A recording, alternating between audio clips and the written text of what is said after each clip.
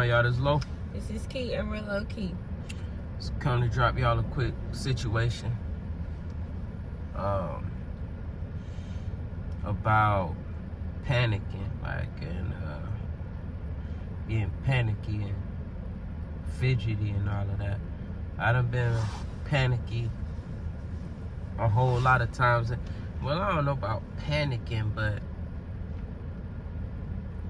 over thinking you know the future and stuff, and then I feel like that causes undue stress. Even if your thoughts about the future is correct, what good is it to raise your blood pressure and get outside of yourself in the present moment right now?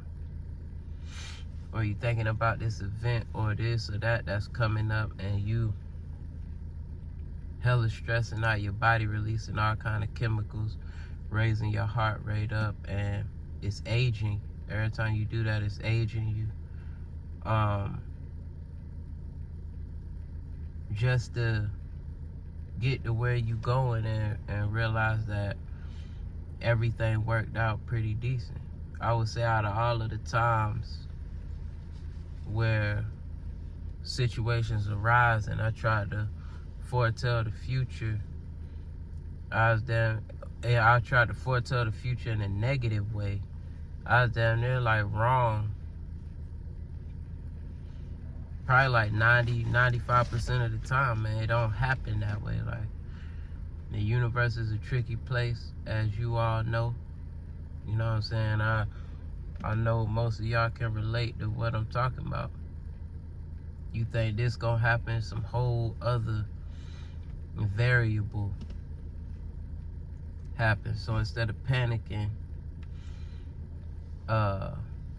which takes energy, it takes thought to conjure up some shit and to panic about. Instead of that, I try to see what I could do in the physical world to make the weather change for me, as far as making the situation change or avoiding future negative situations altogether.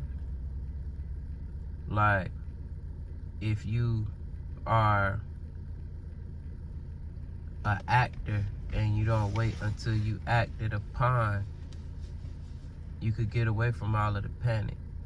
And when it's time to sit down and rest, you don't have to worry about this or that or this or that, because you was moving forward. You weren't waiting on something to encroach on what you got going on. What you think?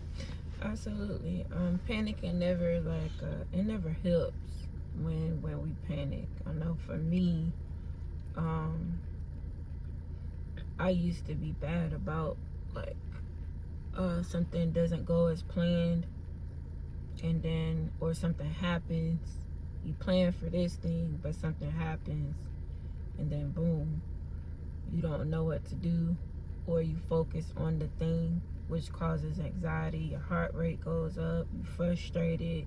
Now you're looking at everything that's like happening next as a negative thing. Oh, you already know what's gonna happen next, or and then you look at all the things that are wrong, and so it never helps. You ever notice like when someone's drowning, like if you don't know how to swim, of course you're gonna panic. But if you know how to swim and then you panic, or if you know how to swim and then you help the person that's drowning, and then as they're panicking, if you panic, then you both gone, you're done. You're gonna drown. So it's like nothing positive happens when you panic. Nothing. Your body gives you signals. It's fight or flight, and if you do that continuously, you will program your body to be in fight or flight when it doesn't need to be in fight or flight. For little things, it could be, you dropped your phone on the ground, on the concrete, you panicking over that. Like, oh my God, my phone. And next thing you know, you mad for the whole day.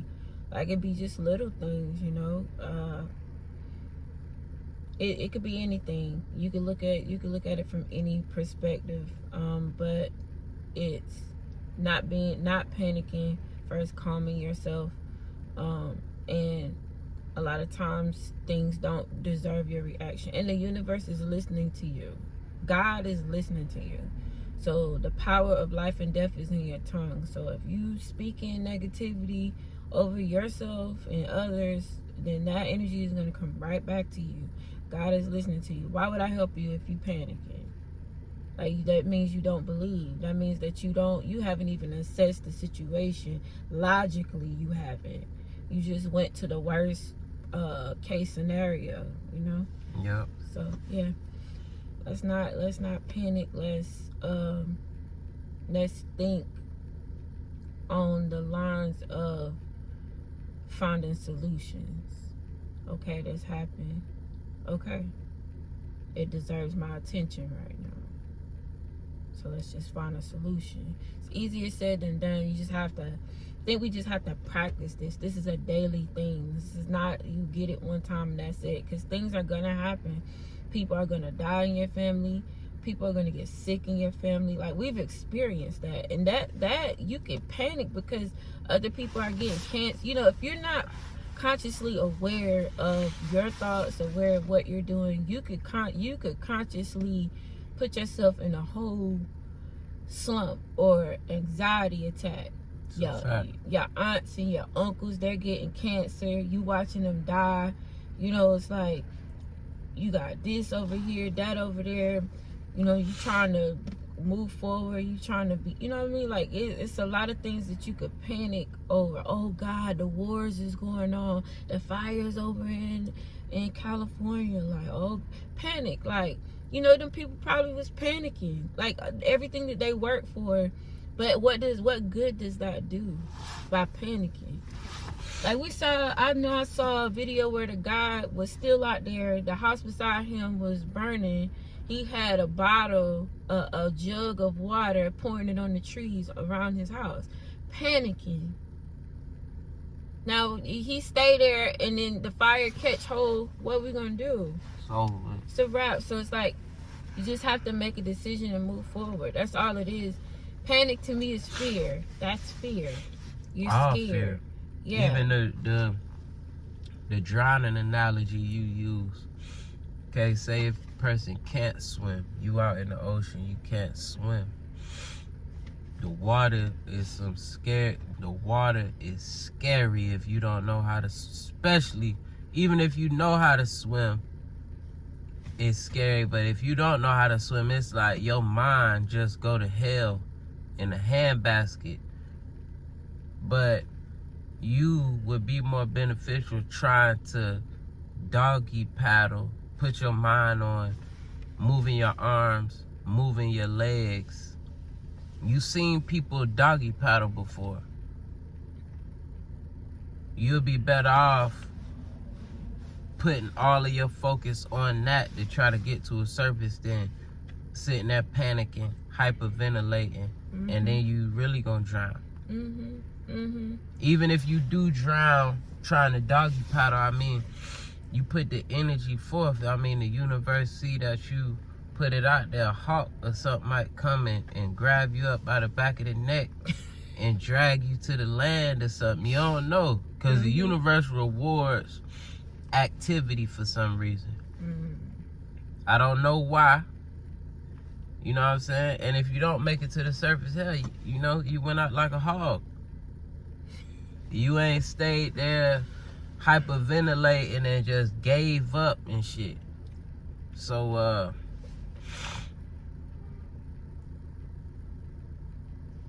I had a situation yesterday where ridiculous, man. Out there for hours. Mind going negative. Try to pull it back positive. You know what I'm saying?